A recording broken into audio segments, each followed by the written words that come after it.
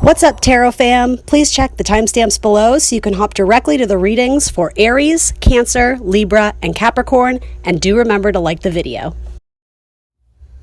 Hi Aries, we're going to try something different for your tarot reading this month. We are pulling cards at random from different decks which have been shuffled off camera, so we'll see what comes out for you. Remember, you are accountable and responsible for all your own actions and decisions. This is optional advice, guidance, and energy check-in. That being said, we'll set the intention to get you some clear, helpful, insightful messages. There's really no timestamp to these messages. Take what resonates and leave the rest. For Aries, this deck always sticks. Let's see if we can get one that wants to come up for Aries. All right.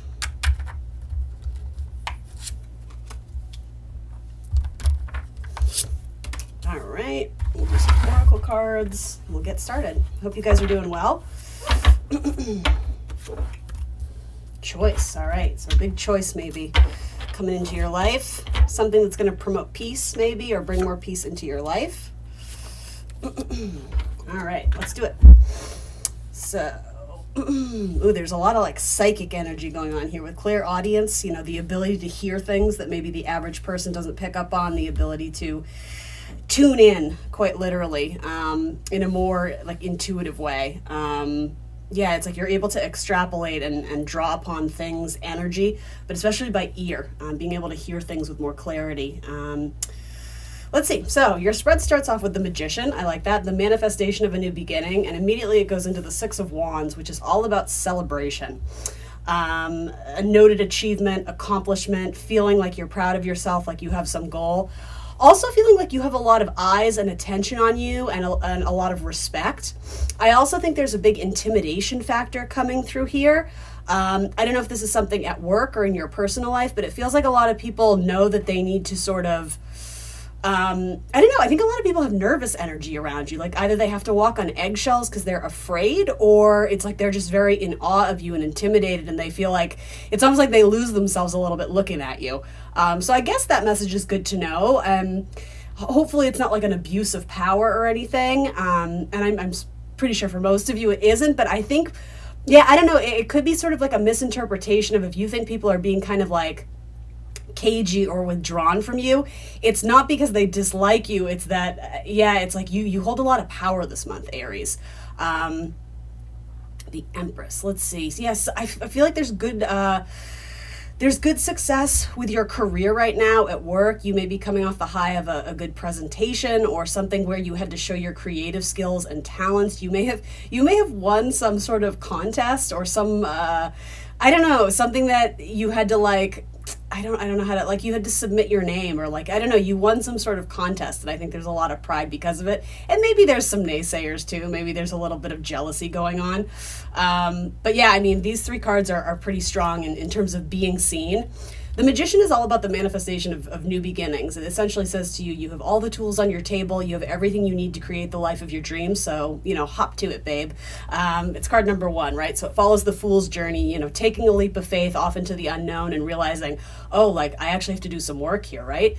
So it's Virgo and Gemini energy, that Mercury energy, so, you know, the power of your mind is going to be very important in the coming months. So watch what you tell yourself, watch the things you're thinking. Our perceptions are not always true, but with that, we may as well lean into faith and optimism, which can be hard for the Magician, right? It's Mercury opposes the Jupiterian signs, you know, Pisces and Sagittarius. So yeah, a heart full of faith and optimism is going to be a challenge, but it's actually going to help direct your mind in terms of wanting to achieve long-term goals. So if this hasn't happened yet, if you are gunning for a promotion or some sort of achievement at work, in life, you know, maybe you're hitting a weight goal, maybe you're hitting any sort of personal goal, maybe you're trying to gain subs on social media, whatever it is, it's saying your mind has the power to create this. So do you believe in yourself? Do you view yourself as the Empress? Or does that seem something that's not tangible? Does that seem out of reach to you? Because Empress energy is great energy. It's confidence, it's knowing your self-worth.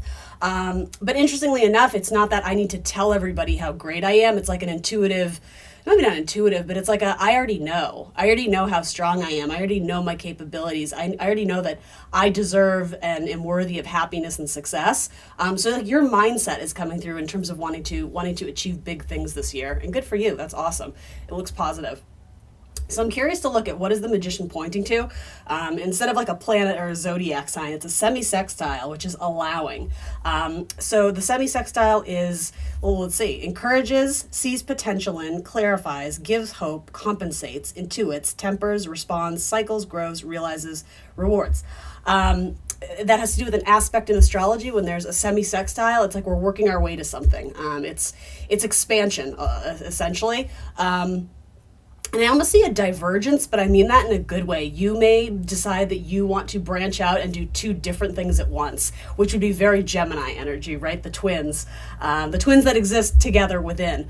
And maybe it's decisions heart over head, right? You have something to do here with choices.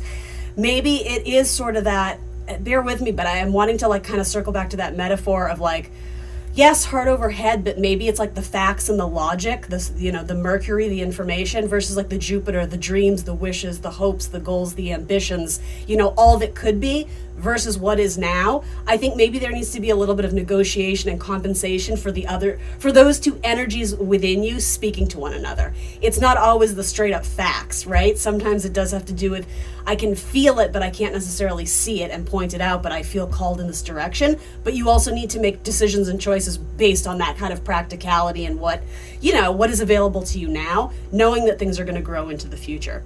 Yeah, some of you may be pursuing or wanting to pursue something that is more spiritual by nature, and that may be getting you out of your comfort zone. But I think you should. I feel like that's, especially with this energy, it's kind of like encouraging you to immerse yourself in new energy. I'm hearing the word experiment. Do something out of the ordinary, at least for you. Get out of your comfort zone. So then you have the star. That's really the sun. That's really beautiful. So Leo energy, honoring your inner child. It could be spending time with children. It is a card of growth, creativity. And honestly, it's one of the happiest cards in tarot. So again, do you believe that happiness is available to you right now in this very moment, or are you someone who is chasing happiness?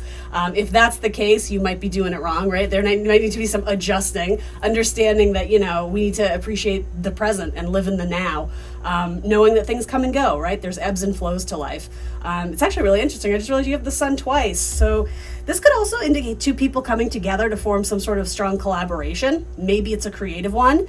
For some of you, it's almost like an artist colony or a group of artists, musicians, dancers, acting tribe. I don't know. I see a coming together of two very creative people, two very free spirits, people who kind of want to cut their own path and maybe stand out a little bit more, or maybe just naturally do stand out a little bit more. I'm getting from that maybe coming from a place where you always felt very different, whether that's in your family, your circle of friends, your coworkers, colleagues, whatever.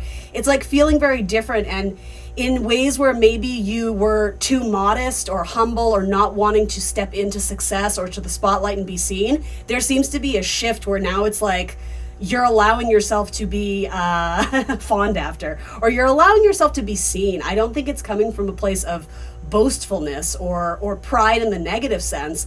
I think you have a lot of reason to be proud of yourself and to share your gifts and talents with the world. And it's almost like when you're willing to step into that space and move through the fear, right? Be a little bit courageous, be a little bit spontaneous, good Leo words. It's like you catch something nice in your net. And again, there's almost like an equal give and take here. So this could be the forming of a new relationship, potentially with a fellow fire sign, again, lots of Leo energy. Let's see what else. You also may have a choice between people. Again, choice between a head over heart, a need to, I've already said this, but like a need to find a happy middle ground between heart over head decisions, or something about allocating time, maybe better work-life balance. I could see this as like work, and then this as like passion projects, hobbies, things that bring you joy and happiness. And hopefully it's aligning to a job that brings you joy and happiness as well. But, it doesn't have to be one extreme or the other. It can be both. Let's find a happy medium. And I think that's important for any Aries, right? You're opposed by the sign of Libra. So by nature, things being in balance might not be something that comes easily to all my Aries out there. But that's certainly energy that's available to you. But it's almost like you kind of have to embrace that might be a skill set you develop over time. And again, I'm not speaking to everyone out there. That's just a message that's wanting to come through here. But you have a choice to embrace a life where you put yourself first, specifically your own internal balance, and seeking out people, situations, opportunities that contribute to your inner peace, that don't disturb them. There could be good news regarding a family member, something that, if your mother is still around, something that your mother shares with you. It could be good news about your mother. Your mother may have received some sort of recognition or some sort of achievement, accomplishment. I have no idea what that is, but I do like it. And then let's go down here. You have the Seven of Swords. So, Seven of Swords, Moon in Aquarius. You're going back for what was left behind. The Seven of Swords typically shows the guy who's, quote unquote stolen. We don't know. Taken 4 swords, and then he's kind of in between. Like, do I make a run for it, or do I go back and take it all? I'm hearing you're going to take it all.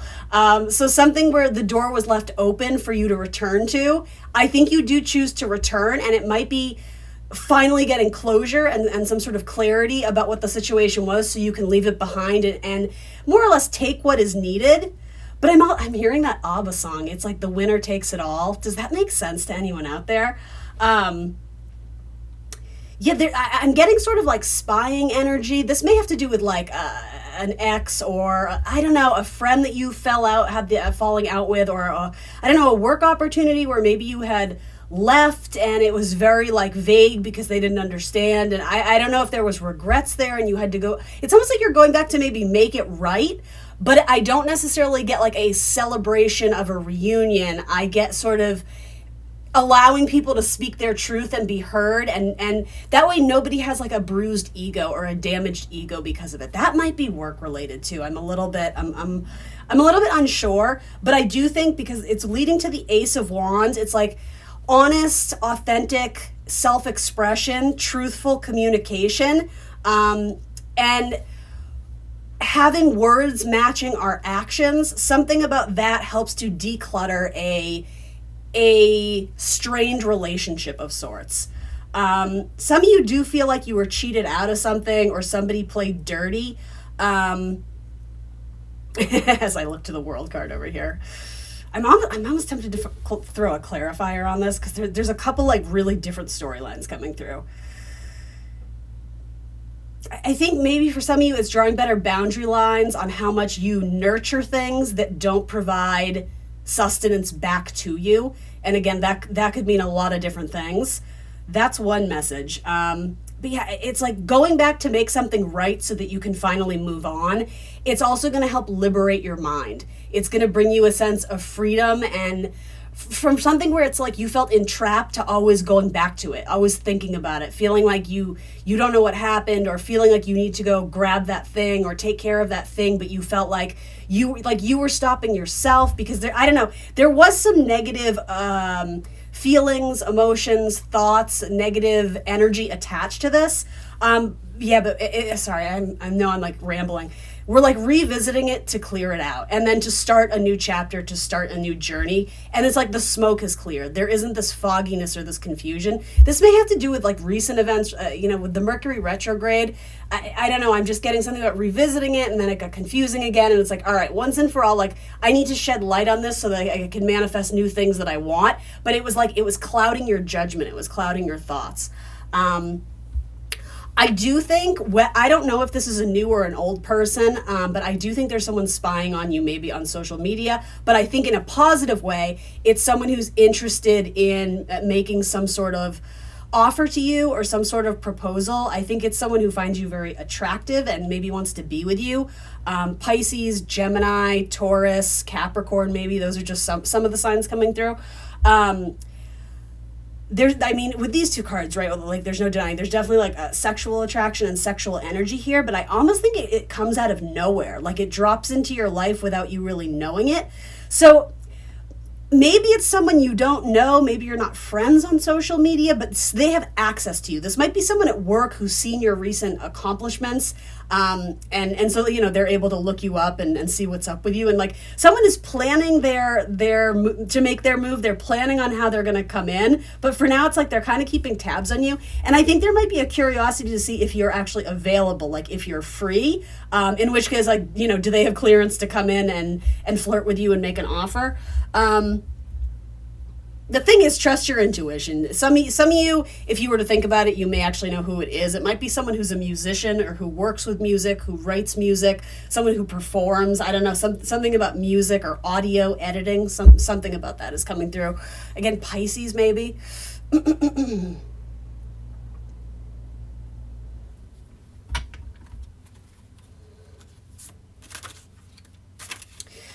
I also think some of you may, whoa, too many cards. All right, I'm going to finish my thought here. I get good love vibes with Leo, at least for the coming months. Again, there's not really a timestamp to this video, but take it if it resonates. Maybe something with a Taurus, but there may be, I don't know, there might be mom issues coming into this too a little bit. I'm not sure what to say about that. Some of you may get involved in something that starts off as a little bit more like hookup culture, which there's no judgment here. Just be certain of what you're looking for and having realistic expectations. That's sort of what I get from this semi-sextile, like the allowance of there's something coming in here, but it hasn't fully been decided what it is. So some of you may end up, kind of hooking up with a person occasionally. It's kind of like, it feels a little bit booty callish, but I don't necessarily think anybody has bad intentions. I think there's something about it being kind of secretive that is interesting to you both. Like you guys aren't really officially a couple, and you haven't really had to talk about what this is, but it turns very passionate very quickly, especially via text. I'll say that, sending pictures and whatnot. I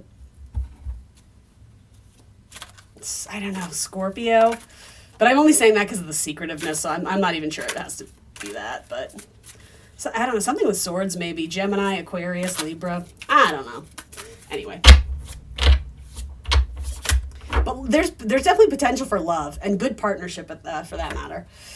Clairsentient, so ability to not only hear things but also like feel things and sort of know things. It's like your senses get easily influenced. You're very like a sponge. It's like you absorb things around you and can draw information from them. Wheel of Fortune. All right, so things are progressing in a positive way. There could be a small trip or some travel plans in your future, especially to connect with someone who, I don't know, you see potential in it. I'm sort of getting the idea of like, don't get ahead of yourself. Don't put the heart before, sorry, it's funny, I almost said heart. It's almost like don't put the heart before the head. What I meant to say was don't put the cart before the horse.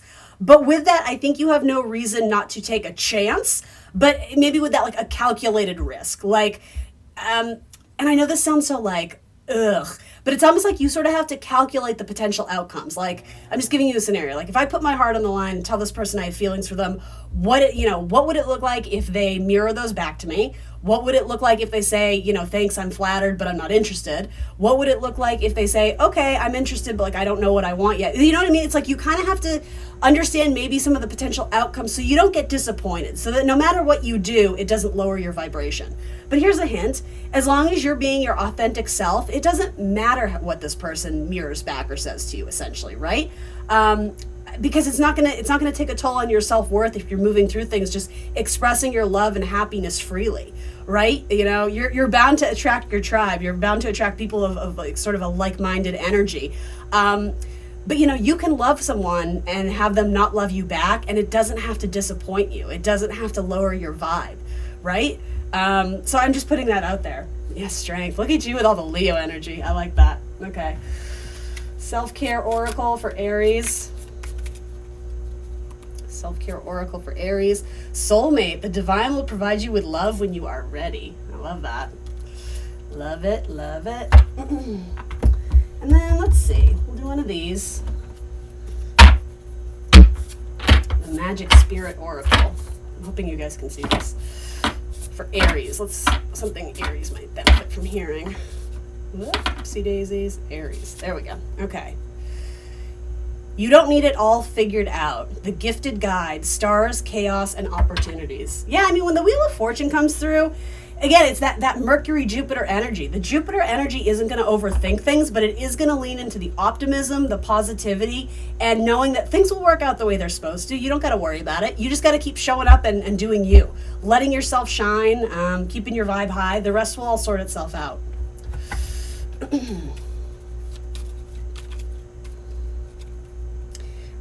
Radiance, keep your head held high and follow the sun. Well, that shouldn't be hard because you got the sun showing up here quite a bit in your reading.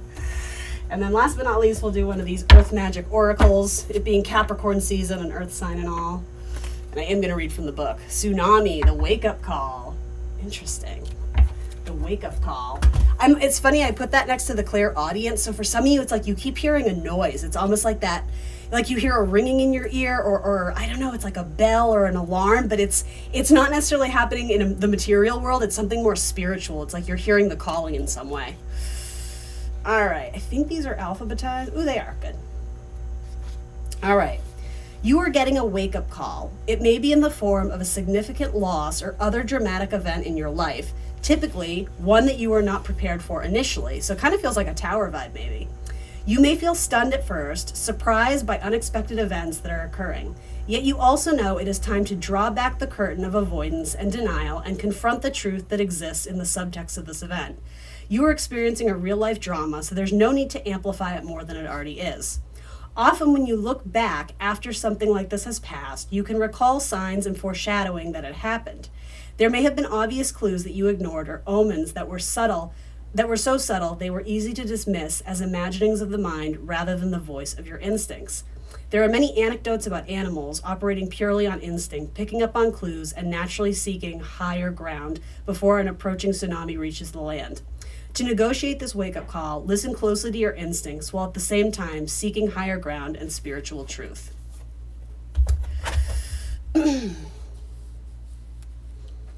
Yeah, I mean, I don't... If anything, that may be connected to this last thing, but we have to remember you also got the soulmate card. So, I mean, expect changes when that card shows up. It very much feels like a tower. And so I guess I would lean into this.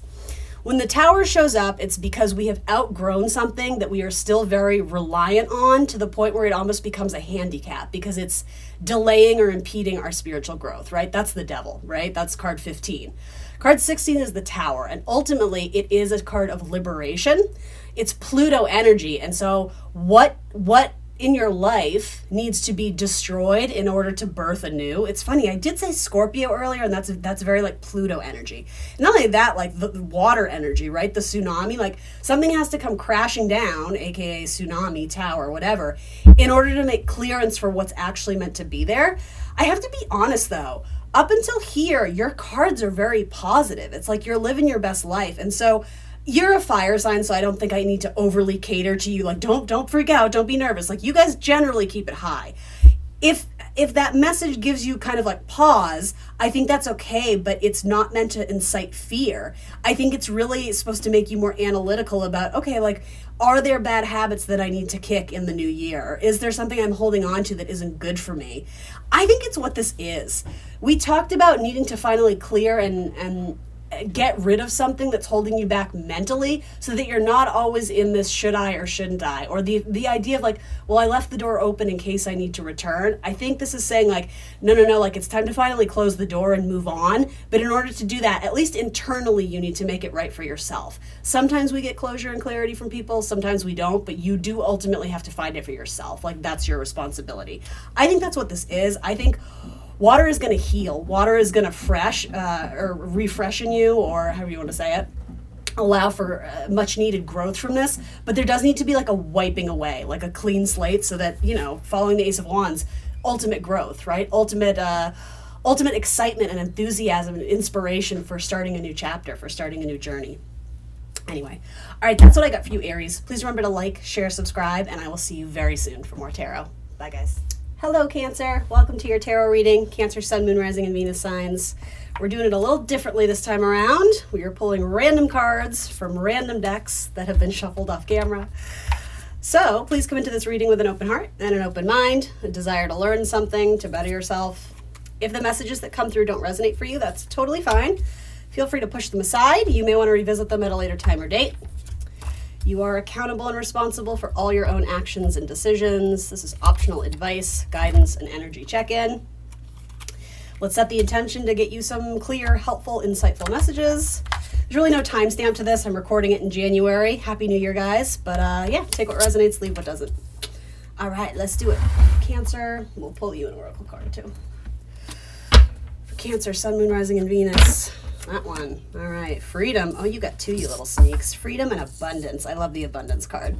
I mean, I love them all, but look how pretty that is. It's like living your best life. Okay. Let's see. So we have the card of reciprocity, the Six of Pentacles. You get what you give. Do you feel like you are receiving an energetic match to what you are putting out? Sometimes it's a card, ultimately it's a card of nurturing, right? It's moon in Taurus, so you guys are very much connected to the moon, the nurturing, maternal energy, whether you're male or female or whatever you identify as, right? But it's sort of this instinct to care for others. And so with that, we have to make sure that we are sharing our energy with people who are deserving, right? In the best and highest version of that. And then you have Two of Pentacles. And then you have Justice, so a very interesting depiction of justice too. So let's look at this. Let's see. I feel like you're doing a happy dance because you're getting twice what you thought you would. But then what is this justice about?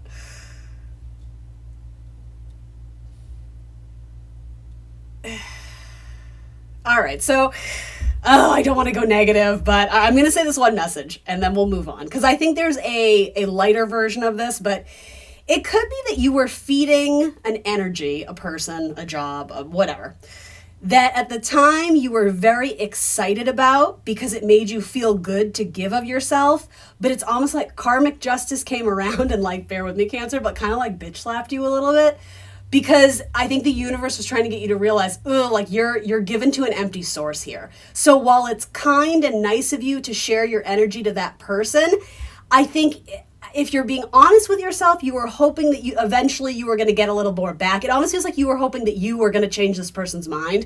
It might be a little bit romantic. It may involve a Libra, but I think you were dealing with a person who was a giver, and a taker and a taker and a taker. And we never kind of did the reversal of energy there where you were starting to receive something of benefit. I don't just mean tit for tat, monetarily, whatever it was. Energetically, there needed to be an exchange and a balance there, right, with the scales.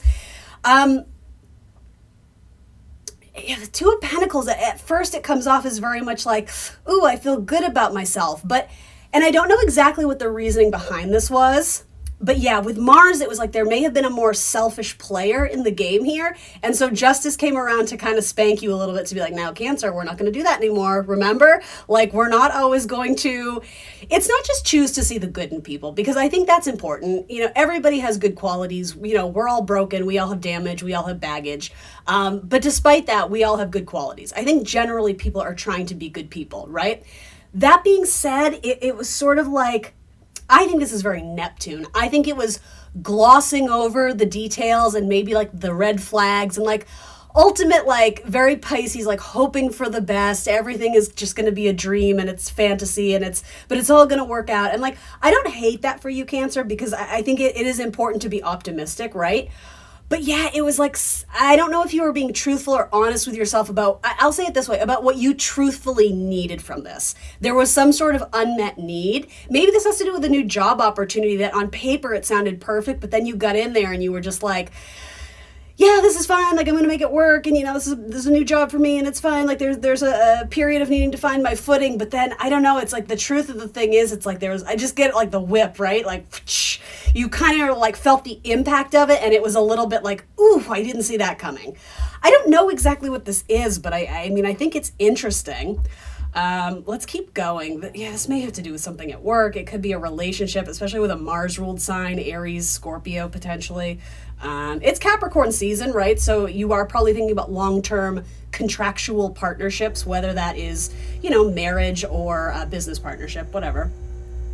Then we have the Emperor, right? The Emperor likes control, as do most Cancers and Capricorns for that matter. And the Mars-ruled signs for that matter. Emperor is typically a boss card to me. It's very strong masculine energy, though it doesn't have to be a male. But it's sitting in the throne knowing that you deserve it. It's funny, you almost kind of have Emperor and Empress energy here too. So meeting a good counterpart where, again, equal give and take is going to be a priority. There's a need to focus on yourself and fight your own fights and achieve what you're looking to achieve this year, but it doesn't mean you're going to go at it alone. I actually like that these two are looking at each other. And I'm going to be honest, like, I do think this has to do with work stuff, but I also think there's something to do with like a romantic connection here, and maybe something with commitment. You have the Hierophant, so that's Taurus energy. You definitely have Venus energy in these three cards, Libra, Taurus, and this just feels very Venus to me. This feels like flirtation from afar. I don't know if it's through a work connection. Some of you may have a crush on your boss. I'm just putting it out there. It doesn't have to be for everyone. But is stoicism the right word? There's a little bit of a held back energy to this Emperor. So, and I don't know, you may be the Emperor here, Cancer. I mean, I certainly hope you are. That's badass energy if you are. But it's like this person's a little bit more warm and a little bit more flirty and upfront, and this one's a little bit more held back. But I almost see it as like a mask that's going to fall, because I do think there's interest here. I mean, Mars can be a card of sex very much, right? Desire. I mean, literally says desire, impulse, courage, force, heat, strength, competition, workouts, excitement, thirst, impatience, anger, leadership, engine, potency, willpower, motor, sex drive. I think there's like a strong flirty sexual connection here, but it almost greatly has to do with a spiritual connection as the foundation, and then maybe it turns more passionate or more romantic. So for those who are single and looking, there's definitely potential for that, and possibly getting into some sort of it's funny, I almost said contractual obligation, but that sounds so like void of love. I didn't mean it that way, but yeah, with Taurus energy, like it's set in stone. Like if we're gonna move forward with this, there isn't like this wavering, do I like them? Like Taurus energy is very much, I know what I want and I'm doing it, and that's that. It's fixed, right? It's very fixed energy. So I think you guys are still negotiating, still getting comfortable, still seeking the long term in terms of a partnership. So again, view that as you like. It's possible that you may be juggling two options, and I don't necessarily mean that in the sense of, being a player and what is a good word? Sort of, I don't know, I'm hearing the word moonlighting, like moonlighting two people at once, or, juggling two people at once. It could just be that you're like casually making connections, even on work. Maybe you're at a job, but you're still actively looking on LinkedIn or, the job sites, that sort of thing.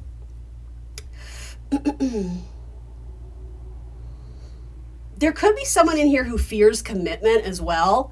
And so I think maybe the universe is trying to say to some of my Cancers that you do need to trust your gut and your intuition instead of resigning yourself to a certain fate or destiny simply because you feel like you owe somebody that, or you made some sort of commitment. It's possible the universe is trying to get you to be more open-minded, that this is just temporary. So like, even though you just signed this big contract and this and that, and you negotiated your terms and then you got there and you weren't happy, who's to say that you owe them a certain amount of time? And I mean, hopefully you're not tied into a contract. I don't know, but even for dating and romance, I think when the vibe is right, you're not going to be questioning it. You're not going to have this, am I in, am I out? There's going to be something very certain. There's going to be something very self-assured with, again, Taurus fixed energy. It's fixed, so it comes off as hard, but it's ruled by Venus, so there's like a releasing. There's like a relaxed, like, yes, this feels good. This feels like a solid foundation for which I can build upon and continue to grow and seek abundance. I mean, we have to remember, you have a card of abundance coming up. So money is going to be good. Money is going to be there. But it's almost like you need to free yourself from some sort of obligation or commitment that I think you feel guilty about. It's like you sort of took on this role of, okay, well, this is my new challenge and I have to own this. I have to adopt this. I have to be the caretaker. I have to be the responsible one. I have to, again, very like nurturing maternal energy. But are you in a relationship with someone who's acting like a child? Like, did you, you know what I mean? Did you start to date someone and catch feelings for someone who it's like, I don't know, just like immaturity. And it's like, why do you think that's your problem to solve their life? Like it could be something like that. I think you need to free yourself from anything that doesn't add and contribute to your inner peace. And people who aren't supporting you in your cause, in your love life, in your, whatever it is, in your career. So let's go down here. Some of you are waiting for the emotional release of something. Some of you feel like a prisoner to your emotions. But you are working through it. I think some of you just need the pep talk that time heals all wounds. And I know when you're going through some major painful things, that's really hard to hear because we don't always believe it. But, emotions come and go, thoughts come and go. They're not necessarily an indicator of the absolute truth of our reality. And especially for Cancer, you have to allow the feelings to come and go. It's not denying them, it's not ignoring them or pretending they're not there, because that's not going to heal or help anything, right? I think it's embracing, like, yeah, today is not a great day for me, but I'm going to allow myself to feel the things, knowing that, emotions, cups, water, it's ruled by the moon. The moon is constantly fluctuating and changing and waxing and waning. So yeah, maybe there's going to be some hard days where you're really, stuck on that person you loved, or you're fixated on the disappointment of something that didn't pan out the way you had hoped. But again, that is fleeting. That is passing. There's going to be like a freshening and a freedom from emotions that are holding you hostage or prison.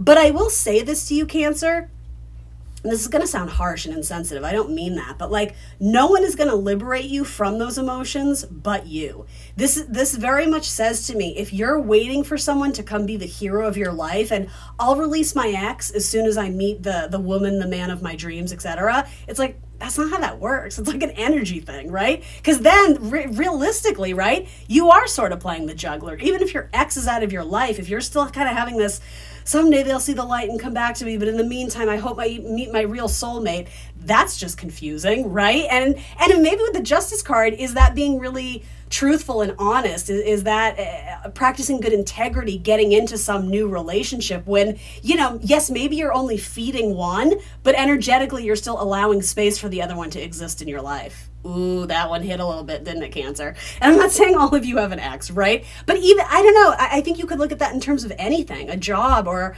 something where, I don't know, with 8 of Cups, it says we need to emotionally release something. It's not necessarily benefiting us. In fact, it's keeping us stuck from achieving our 9 of Cups, which is the ultimate wish fulfillment card, right? The 9 of Cups is like this pleasing energy, this energy of having gratitude for all that we've achieved and accomplished, and feeling a sense of pride, but it's more than that. It's like, it's feeling happiness, knowing that we deserve to be happy, I guess.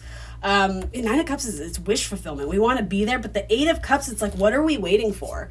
What are we waiting for? Kind of just swimming in these lost emotions and feelings. And frequently with Cancer, as in most water signs, you guys are very strongly connected to the past. But sometimes to your own detriment. So just food for thought, something to consider. I do think this is saying that when you decide to work through those emotions, when you decide that you can release things that aren't serving you, it doesn't have to be the struggle you're anticipating. I think it could actually be quite fun in liberating these like long-held emotions that energetically, like, it's been weighing you down. It's been closing up your heart chakra. It's like you've been closing up your energy to new matches and connections because of this. And I think it's saying, like, persevere, offer that cup of love to yourself, because I think it's much needed. I think it's going to feel like, I'm hearing the word nutritious or nutritional, but it's going to be satisfying. It's going to quench your thirst. But it's a process. It's a process. You have 2 8s and then you have freedom. 8s are all about liberation in tarot. But then you get to the 9 of Pentacles, where it's like, you know what? I value myself again. Like, it took me a minute. Something threw me off course here. I think it's whatever this is. That's what I mean. It's like the Justice with like the slap or the whip. It's like the universe is kind of like slapping you back to reality a little bit. And like, I feel bad saying that, because something about this 2 of Pentacles, it's very playful. It's very enjoyable. But I'm almost getting a little bit of like devil energy behind it, in that I think you are maybe attaching yourself to something or someone. Like, even like the sky is kind of clouded and gray. Mercury retrograde, there was some Neptune transits happening too with Sagittarius season, squaring stuff in Pisces. So it's like hopeless romantic, but almost lost our footing, lost our sense of reality in terms of like, but is this really helping me align to my destiny, or is this a hindrance? For a lot of you, it's just like, this is a hindrance. And the universe lets you know that very clearly. And I would say very quickly. That being said, this feels like some sort of, I'm going to say, newer partnership. This feels like someone who may actually already be in your life, and it's possible that some romance and chemistry starts to develop. But remember, your vibe attracts your tribe. Your inner light, if you're blocking it, you're going to attract people who are also, blocking their blessings. When you allow your light to shine, when you open up, you're going to catch good things in your net. You're going to meet people who are where you're at. And ultimately you have, right? So something about this connection, job or romance, that didn't work out, you were attracting probably someone who the stuff that wasn't healed in them fully probably wasn't healed in you fully, but that was the purpose of it. It was that impact. It was that ricochet. It was that mirror showing back to us like the work we maybe still need to do. But you can do the work and simultaneously go out and meet people, right? But I just think you need to be honest in terms of, are you still holding space for something to come back to you that is, again, like weighing down the energy, weighing down your vibe. Yeah, I don't know. With the Three of Wands to the Eight of Cups, it's like waiting for someone to release you from the emotions. For some of you, that if it's not holding on to an ex, it's like you need to release yourself from long-held guilt or disappointment in things that already transpired in the past. Like offering yourself compassion and like forgiving yourself very freely and very quickly, and not judging mistakes you've made in the past, because you were operating with what you knew at the time, what you knew about the situation, the person, what you knew about yourself, your coping skills, your strategies at the time. That's probably changed a lot, right? Like props to you for still showing up. And like, if you're willing to hear this in a tarot reading, then you're willing to do the work. You have a great worker bee card, right? But it's like trying to make something work and force things together that don't want to go. You're making it harder on yourself. And I think that's a message here too. Feeling like you are obligated to something, but feeling guilty for changing your mind and not wanting it anymore. Ooh, that feels important, Cancer. That feels important. I hope that makes sense to someone out there. Self-care oracle card for Cancer. Rediscover yourself. What are your interests? Are you hiding yourself to please other versions of you? Interesting.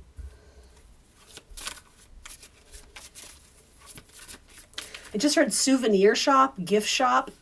I'm not sure what that is. And then live your dream. Never give up on your dreams. Dare to live the adventure.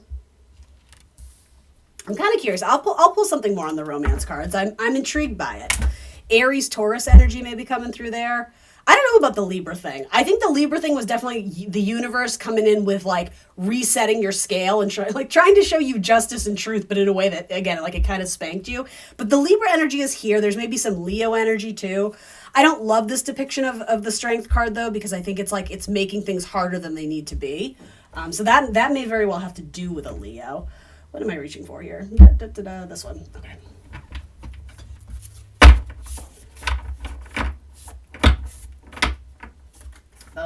Always with two. Flower child, momentum, creativity, and action. Let's see. I'm trying to see what this says.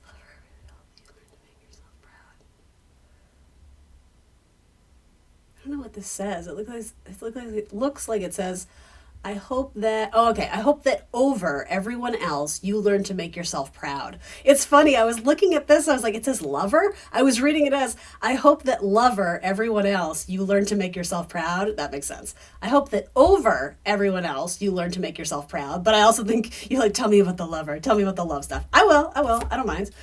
And then let's see. Blessings and curses, psyche, self-love, and beauty. Do not be ashamed, not of your thorns or of your flowers.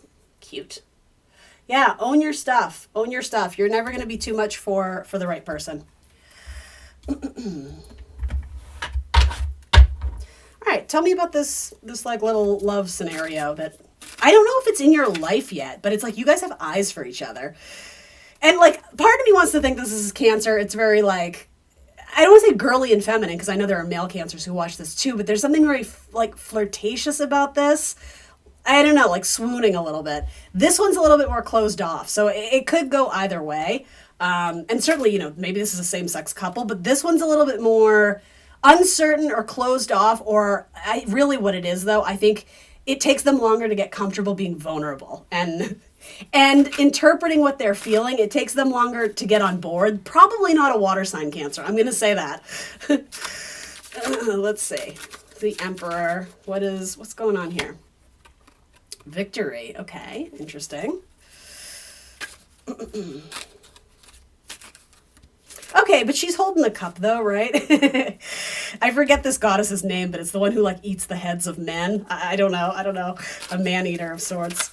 Victory. Okay, and this person may be getting out of a long-term connection as well. It doesn't have to be marriage, but with Mars wants to sever sometimes.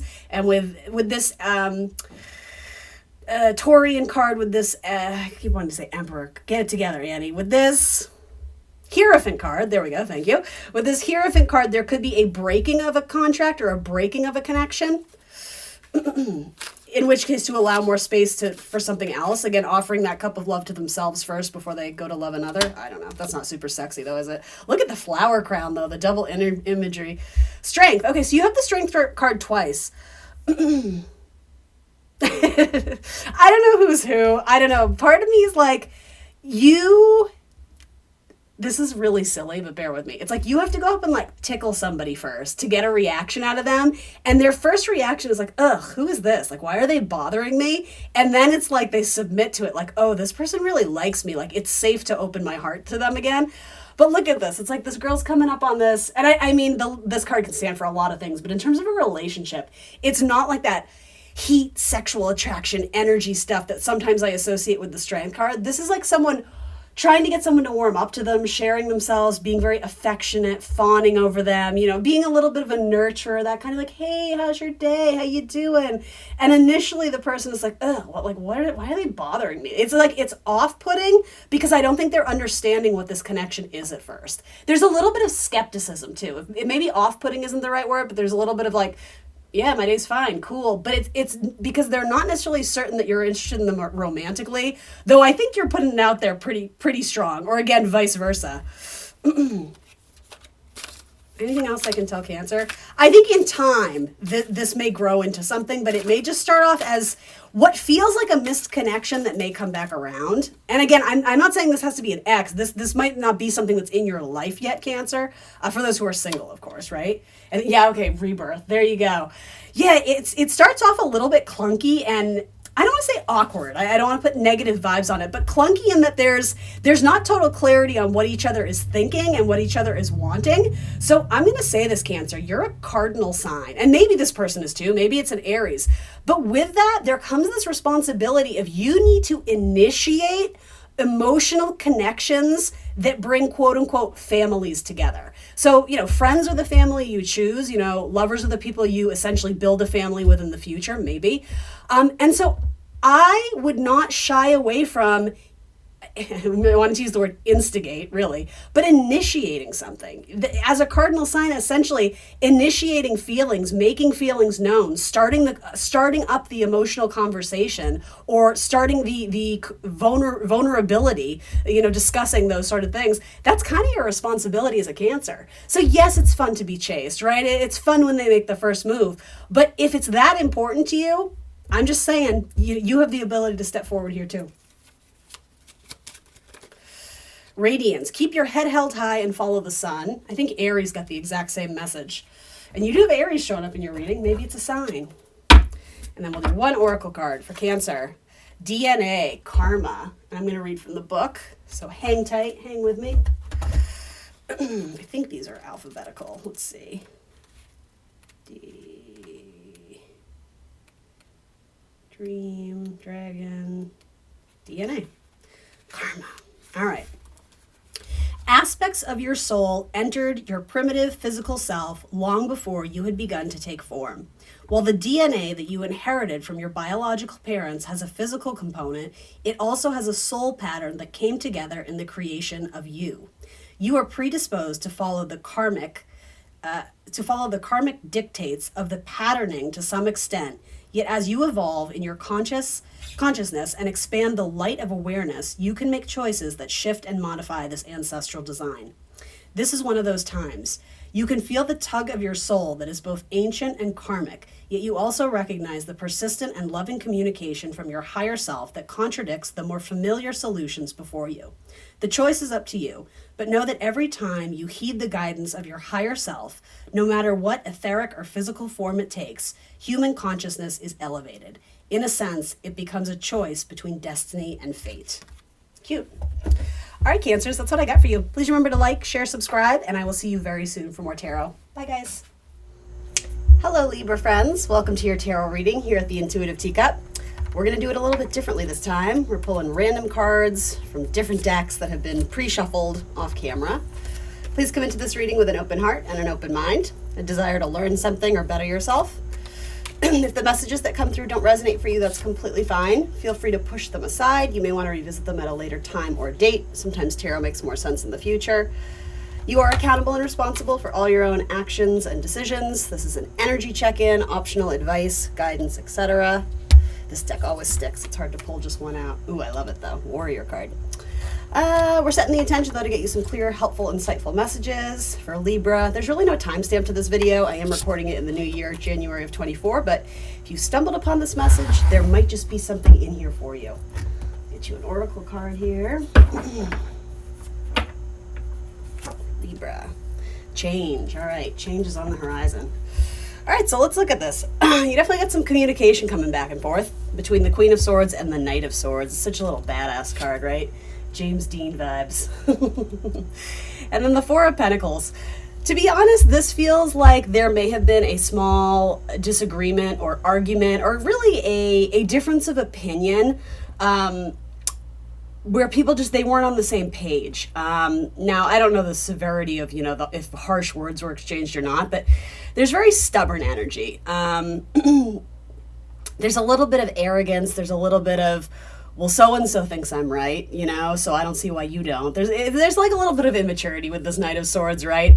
That being said, very, very wounded, delicate ego. It's funny, the Wounded Warrior card came up earlier, but it's kind of the reversal of what you would think. It's like, I think you come out on top, assuming this is probably you, Libra, right? You are the Queen of Swords, that is your card. Male, female, doesn't matter, or whatever you identify as. What's in between them, though, is the Four of Pentacles. It's like the need to reestablish stability. It's almost like something was... the pentacles here, right? Metaphorically, they're starting to be taken off the wall. It's like anything we built together, it got taken away. It's less than now. It got a little bit diminished, but what's interesting is like someone's returning back to fix it. It's like just before you take something off the wall, they're like, wait, no, not yet. So metaphorically, it's almost like, you had their picture up on your fridge and you're like, that's it, we're over, and you take it off, and it's like just when they come to apologize. I don't know if it's apologize, but I think it's definitely revisit the conversation. This person goes back and forth. They're a little bit flip-flopping. This Knight of Swords definitely has this depiction of kind of like swoony heart energy. So yeah, it's almost like I think you have trouble drawing a line in the sand with this person, or trouble drawing boundaries, because they're attractive and they're fun and they're charismatic, but ultimately it comes down to, are you feeling respected? If time and time again this person is overstepping their bounds or doing things that diminish your value, then yeah, you probably do need to put yourself first, in any sense of that word. But yeah, I mean, to be honest, though, I always see the Queen of Swords as open to communication. It takes a lot for her to be like, we're done. And not necessarily that she doesn't respect herself because of that. I think she's willing to give people second chances. She's willing to give people the benefit of the doubt, as long as they're coming to her with absolute and complete honesty. That's like an essential for the Queen of Swords. The King of Swords can be very cutting, like absolutely not, blocks you, doesn't respond to your texts. The Queen of Swords, it's like her arm to me is very just like, yeah, what do you have? Okay, you're coming back to me for something else? Yes, I'm listening. Like, I'll hear you out, but ultimately it's up to me what I'm going to decide to do. And also, I mean, she is facing the energy, right? I always look at where the cards are placed in terms of who's looking at who, and right, I think there's symbolism to that. So, whoever the Queen of Swords is in this energy, they seem to be welcoming in the conversation. This person does like to play games a little bit, but if you really kind of strip that down or pull the layers back, I think there is a lot of insecurity there. And I think there's something very intense, and maybe not intense, but maybe you got some Scorpio going on in your chart, baby Libra. There's something very, I'm not sure what the word is. I mean, I'm dancing around intense, so I'm gonna stick with that. There's something different about you that gives them pause or gives them doubt that you're just gonna be another one that they. It's like you're just going to be another one on their list, and they're going to move on and hurt somebody else. And I don't think that's their intention. I think that unfortunately is a reality of their situation, is that they've probably cycled through a lot of people because they haven't learned the lessons about, how to show up and be an adult, how to advocate for themselves and what they truthfully need in a relationship. What are they needing and not getting, and is there a respectful way to approach their person about that? I think this person needs a lot of attention. I think this person needs a lot of ego stroking, and that's all fine and good for the right person. I'm sure you're willing to do that, but quite frankly, you guys are on different tiers here. It has nothing to do with age. It has nothing to do with gender. It's ranking in terms of the court cards. You have the knight to the queen. So if and only if this is a male-female relationship, the female seems to be practicing much more maturity and I would say has more strength in their ability to communicate. That being said, there's definitely doubting on both ends of are we really done here, or are we going to revisit this? With someone coming at the door, I almost see that as someone is peeking in. If you guys aren't together or aren't currently speaking, they're definitely looking you up on social media. They're probably rereading texts that you sent them, that sort of thing. It's funny, I'm noticing a turtle here, so it's there's something very slow to approach here. But it's also you sense it too. It's almost they're watching you, but they don't know that you know. I know I'm probably confusing you, but I think some of you will understand the thing behind that. Yeah, it's almost I know what the right thing to do is to remove the pentacle, to kind of clear out that energy of someone who did me wrong or did me dirty. And maybe this isn't romantic, maybe this is a friend, maybe this is a coworker, but you definitely started to build something with this person, right? Maybe this is a parent-child dynamic, right? I don't, especially if it's your parents, Libra. It could be that you've had a difficult relationship with a family member, and you guys have started to mend fences. Maybe things at Christmas went well, and then they exploded again, right? It could be something we just started making progress, achieving some stability, and now it's somebody went back into their old patterns or their own habits. So 3 of Cups says to me, potential for a reunion. It's definitely coming up under the Queen of Swords, though, because I think you've already given this person a lot of chances. I think you have a good team of people supporting you. I think spiritually, angelically, the divine. I think they're backing you and they're behind you on this. I think you are being congratulated or acknowledged for having a very kind and compassionate, open heart. I think you try not to judge people. I think you try to understand where they're coming from before you I'm hearing the word cast the stone. I don't know if that's an appropriate term, but I heard it, which is not my typical vocabulary, so I relate it. But I also think you have a good group of friends. And one friend in particular who's kind of rolling their eyes at this, because again, I feel like this person has been in and out of your life. Doesn't have to be romantic. I think for most of you it is, but it's it could be your brother that's just kind of like a loafer, or I'm not being super kind and compassionate with the words I'm wanting to use, but I don't know the intricacies of your situation. But yeah, someone who maybe they're more of a giver, or they're more of a taker than a giver. There definitely seems to be that element, but what's going on with them? Under them, they have the 8 of Pentacles, which is an excellent worker card. I think they probably enjoy work. I think they're probably achieving some sort of stability at work, maybe for the first time in a while. They seem to be in an okay place financially, which is interesting because that's not totally the message that I was getting in the first place. Let's see, 8 of Pentacles is Sun in Virgo. So there's a pickiness about them. I think this is almost this is an unusual depiction of the 8 of Pentacles. I feel like there's almost a mourning, M-O-U-R, a mourning period of where they're looking back on their actions and kind of regretting it, because I have an oracle deck where it's how do they really feel? And I'm literally seeing the card. It's you came closer than anyone. There's just something about this connection. They really like it with you, and yet they continue to abuse the relationship. And I don't mean physically, mentally, emotionally. I hope that's not the case, because again, that would disrespect the Queen of Swords, and she's but there's little triggers, there's little sticky points to this relationship that it's Okay, here we are again with that, and yet you keep being like, yes, yes. What do you want to tell me? I think you're waiting for the apology.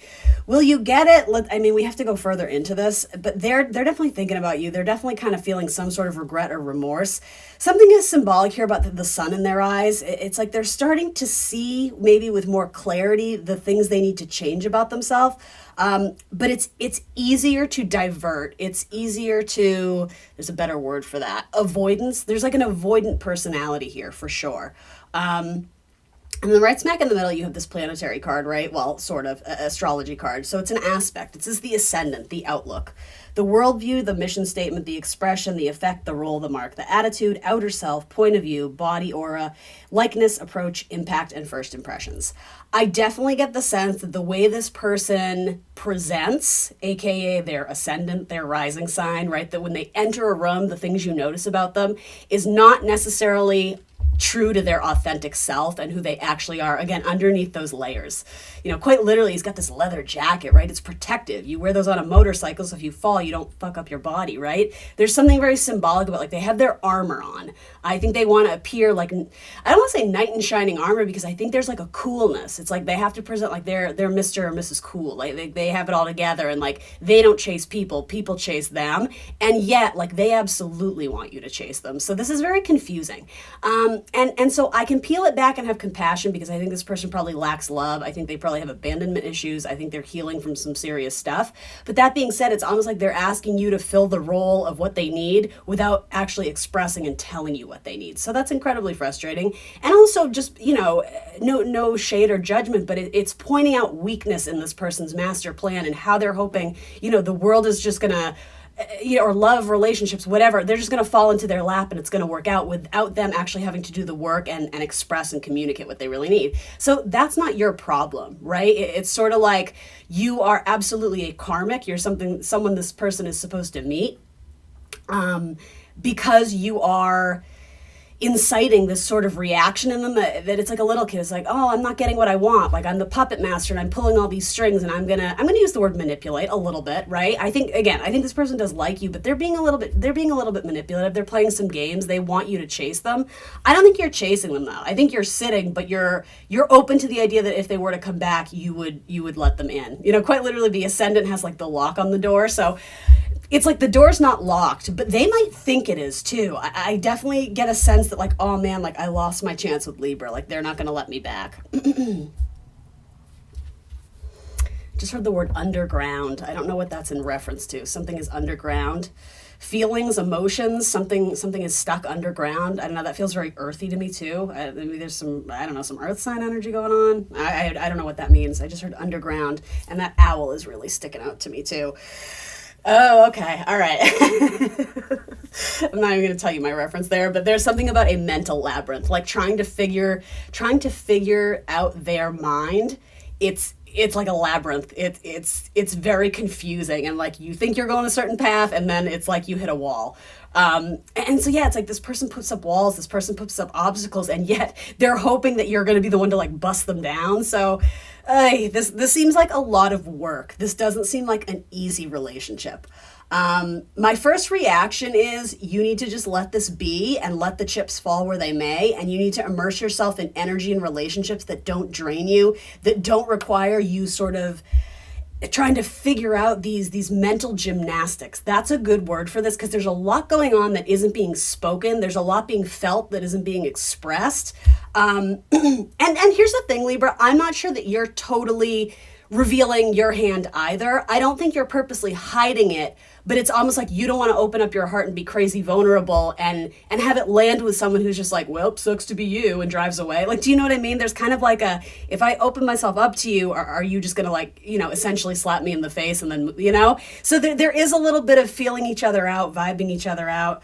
I can't really tell what stage this relationship is in. I don't know if you guys aren't speaking anymore. I don't know if you've been dating for a few weeks, a few months. It feels new-ish, if that makes sense to anyone. But anyway, yeah, you do have people supporting you. I think you have a friend who's probably advising you to give this person space, but I think they're probably advising you in a way that's a little bit more insistent. I think it's a little bit more like, Libra, come on, like get it together, girl, or who, you know, whoever. It's like, why are you spending time on this a-hole? And but like you definitely have a friend who's rolling their eyes every time you talk about it. So I guess you have to ask yourself, think about that friend in your life, or that person, that sibling who's potentially rolling their eyes at your sort of involvement with this person. Do you think their reasoning is valid?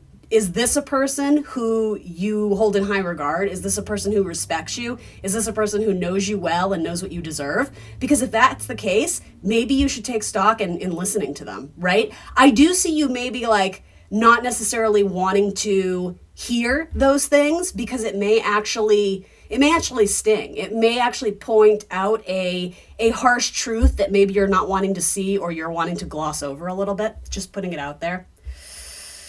I mean, I don't know what this is, but I'm hearing the word like hydrate.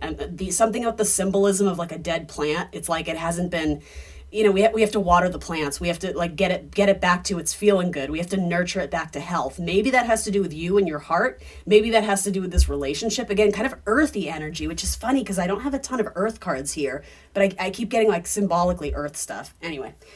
All right, so then what do we got going on here? 9 of Wands. It's like, yeah, you got to put on your, I don't want to say game face, but it's like beast mode, warrior mode. This is not the wounded warrior. I mean, it is that card, but not in this depiction. Look how fierce she is. Like, she's standing her ground. She's sticking up for herself, right? She's not asking for permission to do anything. She's not begging someone to come back in her life. You know, she's a little bit guarded, but rightfully so. And like, this is a really good balance, because yes, she's guarded. Like, she's a force to be reckoned with. She's powerful. She's like sexy babe, right? And again, got male, female, whatever. Gender's not a thing here. But there's a good combination here of like, there's an intimidation I think this person feels about you, but there's also a warmth underneath where it's like, yeah, well, you know, let's talk about it. I kind of like that. Like, there's passion and there's warmth and energy here, but there's an ability to, you know, to want to establish better balance in a relationship, to harmonize whatever is going on here.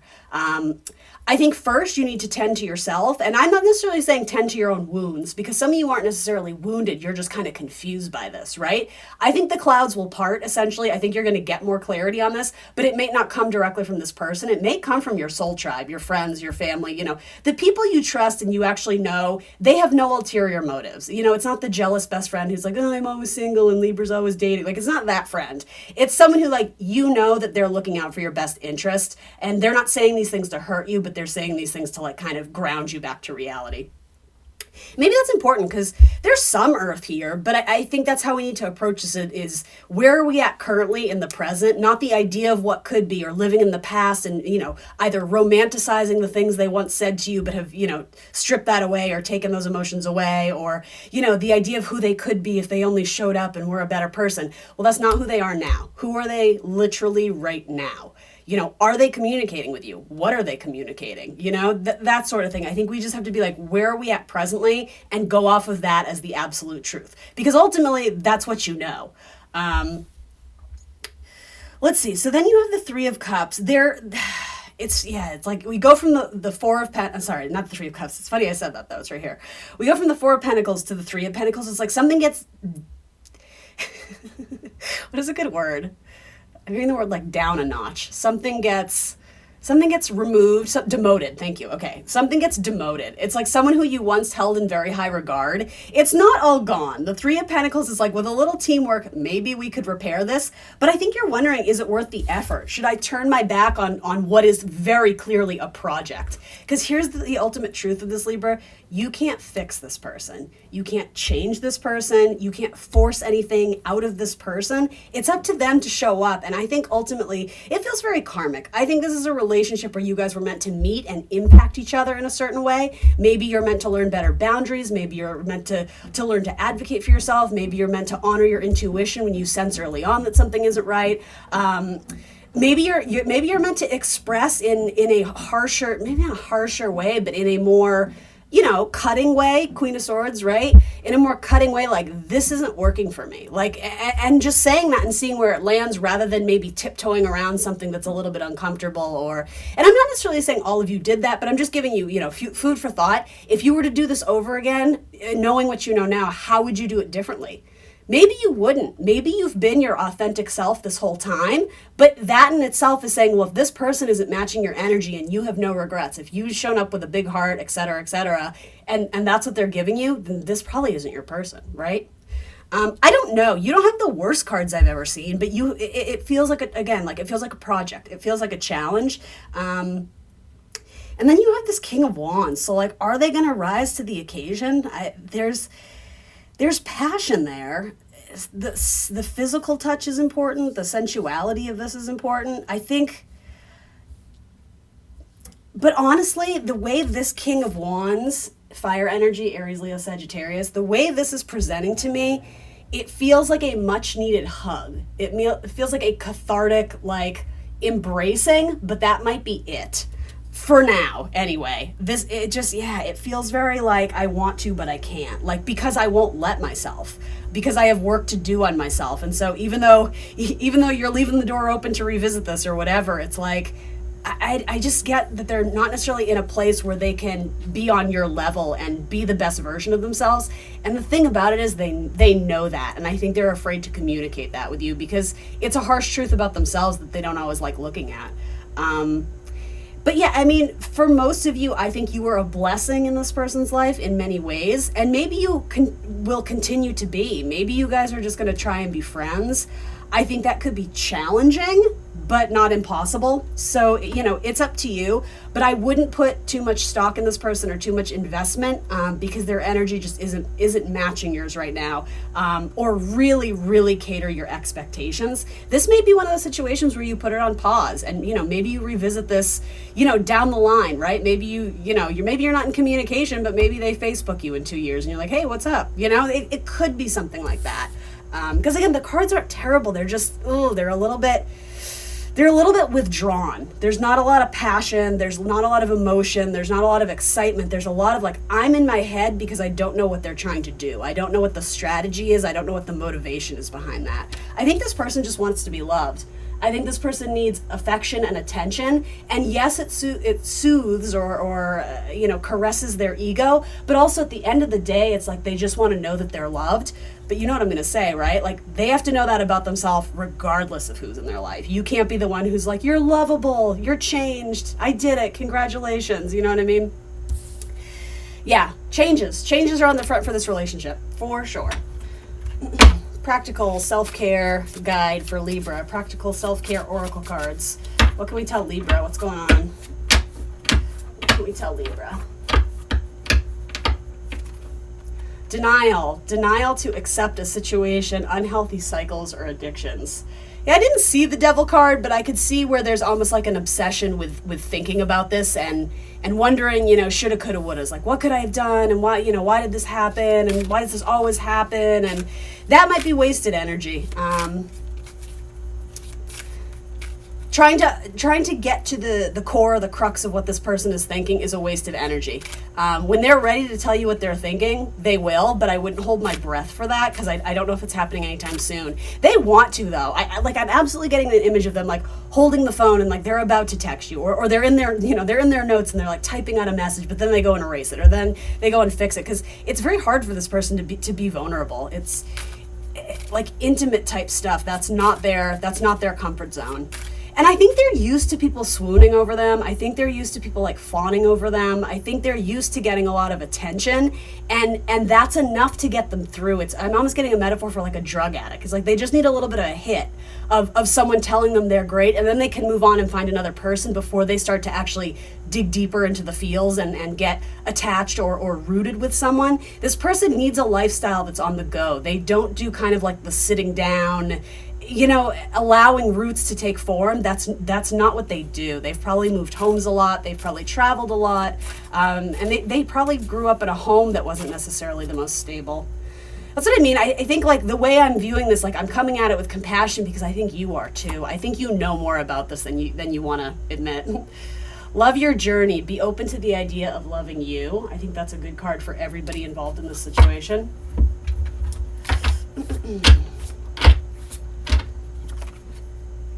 And then hope. I guess we'll take that. Healing.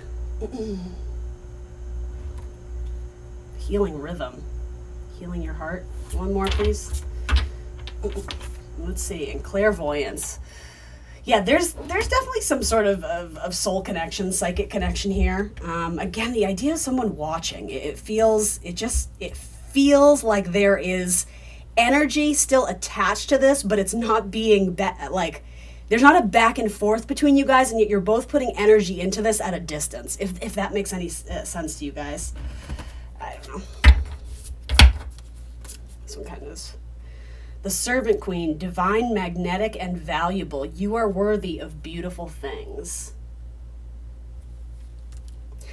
Yeah, I mean, I think this is also one of those relationships that you're going to have a lot of perspective on it later. Like, if you guys choose to go out and I hope you do, put yourself out there and, you know, try new people on for size, see what else, see what other fish you catch in your net. I feel like there's going to be another relationship that completely blows this out of the water and puts it in perspective that, like, yeah, like, I was letting someone treat me, like, well below my value. And, like, yes, I was trying to be, you know, kind of martyr, right? Like, I was trying to be compassionate and be the person who actually cares for them and listens. But I don't know. I think they got some stuff going on. They definitely got some stuff going on. And then be patient. It will come. The Sun, manifestation, power, and 1111.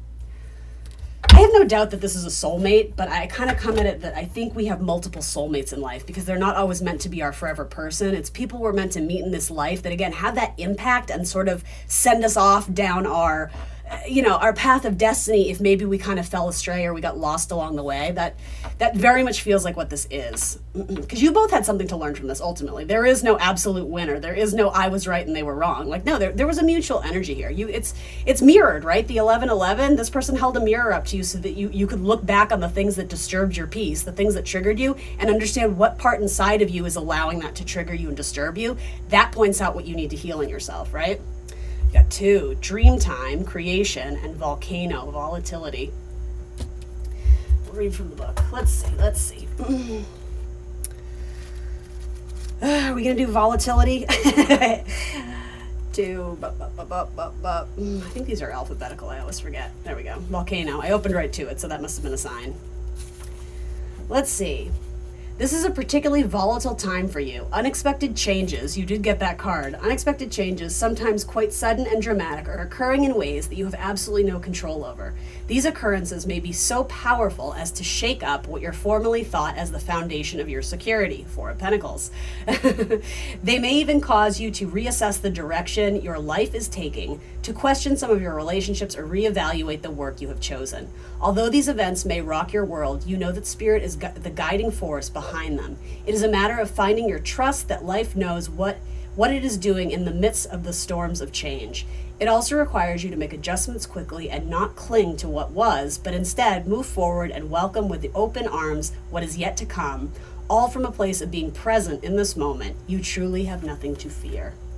All right, I didn't do this for the other signs, but I'll do it for Libra zodiac signs that want to come out in this reading. Pisces, Capricorn, Virgo, and Gemini. And I mean, I'm not going to read this card, but this would be a good time to use all the things you're feeling, the stuff that needs to be expressed and get out. Go into some sort of, artistic creation mode, whatever that is, singing, dancing, drawing, painting, pottery, whatever you do. It doesn't matter, but you need to kind of release what's stuck up in there. It's like, it feels like there's like a vessel, like there's stuff that needs to come out, up and out, but you're not necessarily able to say it to this person. So like put it into some like really cool art. That would be my advice or guidance. All right, Libras, that's what I got for you. Please remember to like, share, subscribe, and I will see you very soon for more tarot. Bye. What's up, Capricorn gang? Capricorn, Sun, Moon, Rising, and Venus signs. We're doing it a little differently this time. We're going to pull random cards from random decks that have been shuffled off camera. Please come into this reading with an open heart and an open mind. 10 of Pentacles, nice. A desire to learn something, to better yourself. If the messages that come through don't resonate for you, that's completely fine. Feel free to push them aside. You may want to revisit them at a later time or date. Sometimes tarot messages make more sense in the future. Do remember you are accountable and responsible for all your own actions and decisions. This is optional advice, guidance, and energy check-in. What else do I need to tell you? Let's try and have some fun. Let's get you some helpful, insightful messages. There's really no timestamp to this reading. If you stumble upon it, there's probably something in here for you. But again, trust your intuition to separate what is right for you and what is not. Did I say there's no timestamp to this? Yeah. Yeah, I did. Okay, sorry. Sorry, guys. All right, for lovely Capricorn. So you have the Empress twice. Can't help but notice that. Let's start. So the Empress is a card of divine Venus love. You know, she's the divine feminine. She's the mother energy, so she's very nurturing, she's very kind, she's very sweet, but I think you have to remember the Empress has the ultimate amount of self-worth, right? Solid as a rock. It's Taurus energy, right? So nothing is going to rattle and shake her, especially in terms of her confidence, because there's a quiet power to the Empress, right? It's not that she needs to, you know, bang her fist on the desk and demand everybody's attention. Like, she kind of naturally commands the attention of the room without having to do very much. But again, it's Venus, it's soft, it's gentle, it's nurturing, but it's like the mama you don't want to fuck with, right? That's very Empress energy. So, you know, maybe this is you, Capricorn, a fellow earth sign, right? The gender isn't a thing for me in tarot. So, you know, males, females, whatever you identify with, it's like a quiet power that you hold. Then you have the Page of Swords. I don't know if this is your energy. There may be a storyline here about a mother and child or a parent and a child. This is kind of a couple things I'm getting. Ten of Pentacles is an excellent family card. It's an excellent card, again, of knowing your value and your worth. And also, for a lot of you, it's envisioning and manifesting and dreaming about your long-term goals for the future. Some of you are thinking about moving homes or properties. Some of you may be getting into a job that involves like real estate or homes or properties. Some of you are working on marketing material for your business. You're putting your name out there. You're promoting yourself. And it's funny because that almost goes against what we were saying earlier about kind of like a subtle power, because I'm almost getting a thing of like putting up signs for yourself everywhere. But maybe, you know, maybe that in itself is kind of like a badass power play. So like I'm not against that, but something about marketing materials and promotions and posters and websites and commercials and I don't know, maybe trying to improve the health of your business. But I mean, you have two of the strongest money cards coming out, you know, from the get-go. The Page of Athame or the Page of Swords. Yeah, I'm kind of wondering who that is. I might want to circle back to that. For some of you, I think it has to do with honoring something about your vision of the future and nurturing the inner child within you. And yes, I know that sounds cheesy and you're already rolling your eyes and you're just like, what the fuck? But here's the thing though. It's like the answer already exists within you, but you have to tap into that more innocent, fun-loving, carefree Capricorn inside of you, especially like, I'm going to say this, something about the little girl. So maybe this message isn't for everybody, but I am being directed to say, like, what did the little girl want? And I'm talking about you. When you were young, what did you picture yourself doing? You know, maybe you thought you were going to be an astronaut. Maybe thought you were going to be a rock star or whatever it is. I mean, you can still do that. Don't get me wrong. I don't know what your story is, but there's something about the way you envisioned it as a child. There's some sort of symbolism or message or strategy that you're incorporating maybe in your marketing materials or something that you always held to be very special, very sentimental, very much like people you idolized or idealized or people you looked up to, put on a pedestal. I think you're starting to realize, like, I have that power. I can be that person. And it's almost like you're wanting to live out that dream and that fantasy for the younger version of yourself who maybe, I don't know, maybe you thought that wasn't possible or that's what other people deserve, but that's never what you're going to get. There's something about like healing the inner child, but it's not in a way of like Capricorn, you need to do the work. Like it's the opposite. It's like there's some sort of epiphany of like literally meditate for 10 minutes and have a conversation with your younger self. Like 5, 6, 7, 8, that version of yourself. Those are years, right? 5-year-old, 6-year-old, whatever. Meditate for 10 minutes, turn the lights off, you know, put a candle on, put on some soothing music, put on a song from your childhood, right? Like try and tap into that inner child energy. There's answers and messages to like the big picture stuff, especially with your career or family plans right now. It's like the messages are all there. You already know the answer. You just have to kind of lean into, again, kind of that carefree. And maybe some of you are like, my childhood was not carefree. Like I was very stressed out all the time. Okay, that's fair. I'm still saying you need to do this exercise because it will be of great value. 10 of Pentacles. It's going to, I'm hearing the word like upstage. What is that?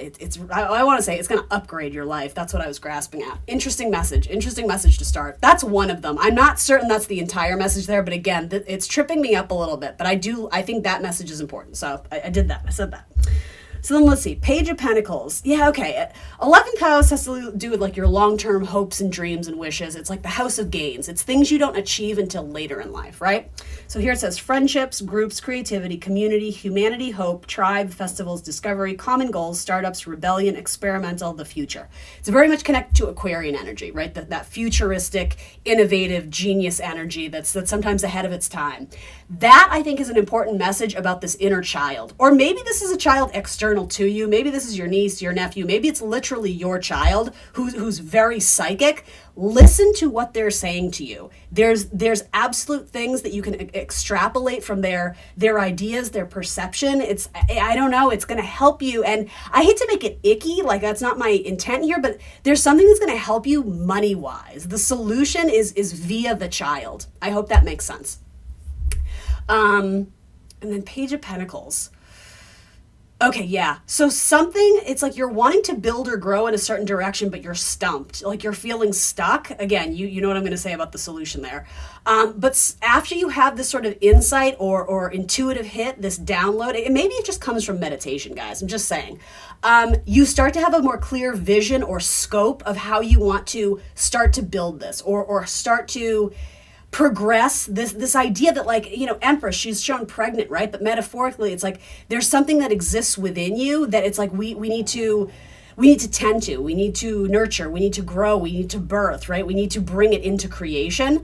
And then all of a sudden it's like you're off to the races. The Knight of Swords to the Empress card. It's like, I know how I want to grow this quote unquote baby, you know? And maybe some of you quite literally are adding a child to the family. Maybe some of you are thinking about pregnancy. Maybe you work for a business that has to do with, again, maternal energy or, you know, mothering energy, Cancer, Taurus, like the home, the house. I could see that being very like, you know, you work with groups of women or, you know, especially groups, 11th house, communities of women or, I don't know. There might be something to that, land, property, whatever. And God, this is so cute, but I don't feel confident saying it because I feel like there's more to this message, but it's something about your inner child is like beaming. They're like glowing because you listen to them. It's almost like you've had earmuffs on for 20 years and you forgot about that little girl or that little boy or whoever inside. And when you start giving them attention, when you start listening to their ideas and acknowledging that they have good ideas, it's like there's a glow up. Like there's just like this, oh my God, I feel so good. Like you're kind of doing a happy dance. Like it's really, really cute. The energy here is absolutely fantastic. And ultimately it's like the solutions come from within. So it's like you're not being blocked, you're not being barricaded. You just got to spend more time with yourself. And I would say removing external distractions, you know, unplugging from your phone a bit. I don't think you're going to find the answer researching online. You know, maybe that comes later, like, but the inception of this idea or this strategy or how you're going to bring something into fruition, how you're going to materialize something, it has to do with honoring what's already inside of you, Capricorn. Like, oh, there's a power mode here. It's like you're a force to be reckoned with. And, you know, for a select few of you, maybe it involves children. If you're not working with groups of women, maybe there's something about helping children. You know, maybe you're working in children's psychology. Maybe you're helping children who are gifted in certain ways or children who are underprivileged or, you know, fill in the blank. It's like you're adding value to the lives of children, of women, of families, you know, fill in the blank. That, again, just a few ideas here. All right, so then we have the Hermit. Yeah, this is like the beginning for a lot of you of like this new spiritual journey to rediscover things about yourself that you thought were lost or that you thought were gone or that had been temporarily put on pause or ignored or forgotten, something like that. The Hermit to the Moon is like, to me, extremely like spiritual awakening type vibes. I think you have sort of like a woo-woo moment. Like it feels very like, oh man, like there is so much more to the universe, and like having some sort of, I'm gonna say, like with these cards, having some sort of like mystical experience that opens up your mind to other possibilities. in terms of how much the universe is supporting you. And like when you decide to move forward on something and say yes to your happiness, say yes to your value, to your worth, to your ideas that you see not only long-term potential in, but also in ways where you can be of service to others. When you show up and show the universe, like, I want to do more of this, I want to build towards this, it's like all the doors open for you. And it happens relatively quickly after this sort of like epiphany or download or insight. And yeah, this word spiritual awakening, it feels so loaded, right? It feels kind of heavy and like, oh my God, like there's almost, to me anyway, there's almost like an ominous sense to that. This doesn't feel that way though. This just feels like the doors are opening for you and it's like choirs of angels are singing. Like you're starting to realize like this was available to me the whole time. I just had to know that the answer existed in me and tap into that and like open myself up to really to more self-love, right? I mean, that's what it's always about, guys, right? Shocker, I know. So the Hermit to the Moon, very strong cards of Virgo and Pisces. Again, huge cards of service. How can I be of service to myself, right? Virgo energy is about, your health, your daily routine, your wellness, your health journey of any sorts, shedding light on that, especially like the darker things. Things that are metaphorically things that are like gummed up. Virgo rules the stomach. They quite literally usually have issues with their stomach and processing and digestion. Metaphorically, that may resonate for some of you Capricorns. But yeah, taking care of your body is your temple, right? That's how the Empress gets to be there, is like she respects her body, right? What are you inputting into your body? Yes, food and water and all the nourishment stuff, but also like what are you listening to? Who are you hanging out with? Energetically, what are you feeding your mind with? Who and what is feeding your emotions and how are you dealing with those? I think it's like we have to be very aware and selective about where we're putting ourselves in what space and with whom. Some of you are going to have a complete career change. That could be sort of this epiphany or spiritual awakening. At minimum, I think you're going to start heading down a new path that you didn't know that you had available to you. And then you have the Ace of Cups. So yeah, for some of you, like making babies, I have to say it, with all the Empress vibes, and especially like not to be super graphic, but like this is like super phallic, right? I'm just saying for those who are looking to get pregnant or thinking about starting families, that's in the cards, quite literally. I know that's not for everybody. So if you are, if you have a person and you're not looking to plant the seed, I would just be really cautious about that. Don't get me wrong, these cards are very happy. I don't think you're going to get, for the most part, I don't think you're going to get surprising news. But again, there is kind of this message of like the epiphany and the download. And so for some of you, it may, I know I've lost half of you already, but that's okay. For some of you, there may actually be an unexpected pregnancy. But if that's the case, it's like, I didn't know I wanted this until it happened to me. And now I can't imagine life without it. And for some of you, that may already be your story too. There could have been an unexpected pregnancy and having this child completely changed your life for the better. Like tenfold with 10 of Pentacles. Interesting, very interesting. I didn't get you an oracle card. I meant to do that from the get-go. Yeah, there's a lot of thoughts about your long-term future. I would encourage you, rather than stressing and worrying about it and trying to force the answers, know that they're going to come in divine timing, exactly when you're supposed to. But again, you have to be at a place where you can receive those messages. So if you're doing the low vibe Knight of Swords, where you're just constantly on your phone, you're constantly bombarded, podcast in your ear, people talking at you all day, exhausted, stressed out, 9 to 5 plus the side hustle, whatever it is, you're not in a good place to receive like the spiritual messages. Your inner child's like screaming at you. Your inner child is like, why did you abandon me? Why aren't you listening to me? We were going to be a Hollywood actress and you bailed on me. Like, it's very much like your inner child is like pissed at you. So the minute you start to listen and soothe and nurture and explain what's going on with you as an adult, you guys can have like this nice little middle ground. And like, I know this sounds like cheesy, but it's like you're going to inspire each other. It's kind of cute, cool. Purity. Yeah. Children. Innocence, children, all over this reading. I actually keep this here just because I think it's cute. I have a little deck. I always put little ones that I think are adorable. This says, children can see magic because they look for it. That's I know this all these metaphors have been cheesy, but that's how I roll. I should stop apologizing. I do cheesy messages, so if you're with me, you're with me. I feel like in metaphor, there's a lot of magic available to you if you could only see it, if you could only open your eyes to the possibility that good things are going to happen to you. They already have with Empress energy. So maybe it's about gratitude and again, acknowledging like how far you've come, how much you've put your inner child to work. Like let her enjoy now, let her play, let her immerse herself in fun, silly energy, because that only adds and contributes to your success, yes, but also to the value of your life. To like your legacy, your long-term goals and plans. Make sure you're making room for fun and enjoyment. A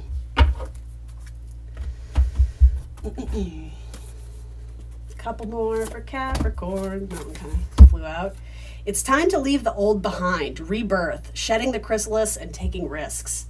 Yeah, maybe metaphorically, it's like, I'm almost getting like the world card, right? We see that woman on top of the world, she's nude, she's naked, and frequently, you can look at that as like a rebirth. It's like, you come out of the womb naked, exposed, vulnerable, right? The world is Saturnian energy, right? Your ruling planet. And there's something about sort of like like a rebirth of you coming out on the other end of something that has been a long process, a long journey, challenges along the way, but also, success, achievement, accomplishments. It's been both, it's not one extreme or the other.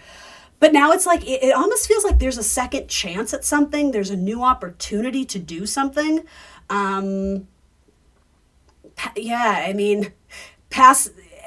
someone to pass on your legacy,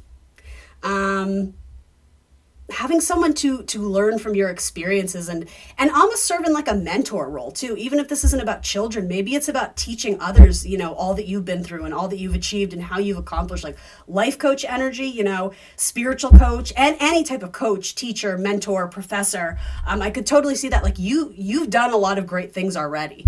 And it's not to say you don't want to achieve more. I think you do, but a lot of people could value by hearing your story and learning from your insights, essentially. I'm hearing like stepping out of the comfort zone or the safety zone too. It's like the inner Capricorn child is an adventurous spirit.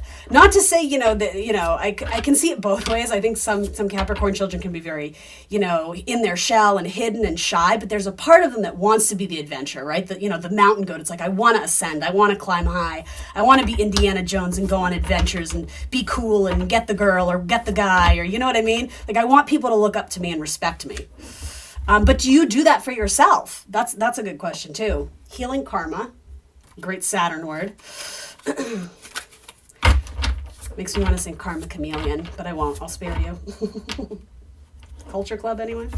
Whoa, so many cards. The Chariot, yeah. Put on your game face. Here we go. We're going down a new path. Cancerian energy. This is about perseverance. This is about internal balance. This is about achievement. The Chariot is card 7. It's about victory. It's about assessment of where you're at now, where you've been, and where you want to go. Where do you want to call home? Who feels like home to you? And yeah, Cancer is maternal mothering energy, right? But there's a really cool, there's the soft mother with the Empress, and then there's kind of like the hard rock star, I don't know, very like Joan Jett. She's still a Taurus, right? She's still, or whatever. I think she's a Taurus, doesn't matter. But there's kind of like this punk rock version of the mother too. And you can be both. You don't even have to be a mother, but you can still be both. You know what I mean? Meditation. Yeah, do that little meditation exercise. The worst that can happen is you get nothing from it. You lose 10 minutes of your day where you're just hit and reset. But literally have a conversation with your child. See if you can do some journaling, literally bust out some crayons and see what comes. I think there's something of value to that for you. And then warrior. Yes. Love it. All right. Earth Magic Oracle for Capricorn. Whoa, that came right out. That felt like it was definitely meant to be. Happy birthday, guys, by the way. We're doing Earth Magic because it is an earthy season, being Capricorn season. The summer solstice. All right, so that actually is what opposes you. Cancerian energy, potentially, right? Summer solstice. I think this is alphabetized. We're going to read from this. Okay. Let the radiance of the sun inspire your inner radiance to shine forth. Release your concerns about what may happen in the future and focus on appreciating everything you have that is good and right. Allow Father Sun to take away your worries and cares. Do something physically active to stimulate your inner light. Dance, sing, but most important, get outdoors. Do not let any negative thoughts or habits stop you. When you are in love with life, you naturally radiate that love. During this part of your cycle, your capacity to love is greatly amplified. In one of those supreme ironies of life, the more love you give, the more it returns to you. It starts by allowing the radiant being you truly are to be expressed in the world. Smile a little more. Notice the beauty of nature. See the humor in the paradoxes of life. Show your love, especially to those with whom you are closest. Then smile even more and watch how the world around you lights up. Capricorn, this has been my favorite reading so far. I hope you liked it too. Let me know in the comments below. Please remember to like the video, guys. That really helps me. Subscribe to the channel. Tell your friends about me. Word of mouth is huge. Let's get this channel to grow this year. I'm putting it in the universe. This is going to be my year on YouTube, right? We're going to grow the channel, grow the subs, and get the messages out to those who need to hear them. That's my goal. So help me achieve too, Capricorn, right? It goes both ways. Thanks for joining me, guys. Like, share, subscribe, and see you later.